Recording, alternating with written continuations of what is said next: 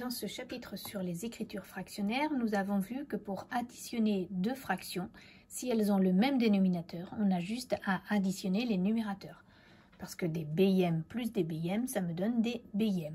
Maintenant, que se passe-t-il si on a des dénominateurs différents? Donc on va essayer de comprendre avec des aires comment faire 2 tiers plus 1 18e et avec des longueurs, comment faire 1 demi plus 3 cinquièmes. Donc si je prends le premier exemple avec des aires, eh bien 2 tiers va être représenté par cette aire-là qui est en rose. Donc j'ai partagé mon unité en 3 et j'ai colorié 2 morceaux. Donc j'ai bien la fraction 2 tiers. Plus 1 18e. Donc j'ai pris une unité que j'ai partagée en 18 et j'ai colorié une case sur les 18. Donc 1 18e. Eh bien pour pouvoir additionner ces deux fractions-là, je vais les mettre au même dénominateur en me disant que la fraction 2 tiers, je peux la remplacer par la fraction 12 18e.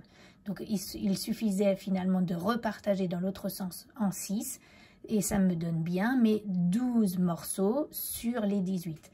Donc maintenant que j'ai deux fractions qui sont au même dénominateur, je vais pouvoir les additionner. Et puis j'obtiens finalement que ces 12 cases roses plus celle-ci, ça me donne bien 13 cases roses sur les 18 de départ. Donc j'ai 13 18e. Donc on a finalement revu avec les aires que 2 tiers plus 1 18e, ça nous donnera 13 18e. Alors si on veut travailler avec les longueurs, donc je prends la somme, c'est une addition de la fraction 1 demi plus 3 cinquièmes. Donc c'est bien deux fractions qui n'ont pas le même dénominateur. Donc si je regarde, j'ai une unité, puis une autre unité. Donc ma première unité, je l'ai partagée en deux. Donc il me faut bien deux morceaux pour retomber sur 1. Donc j'ai bien ici la fraction 1 demi. Et puis mon unité, celle-ci, je l'ai partagée en 5. Donc il m'en faut bien 5 morceaux pour refaire une unité. Et je m'arrête à 3 morceaux, ça me donne bien 3 cinquièmes. Si je veux additionner cette fraction plus celle-ci, eh bien je vais finalement déplacer cette longueur-là.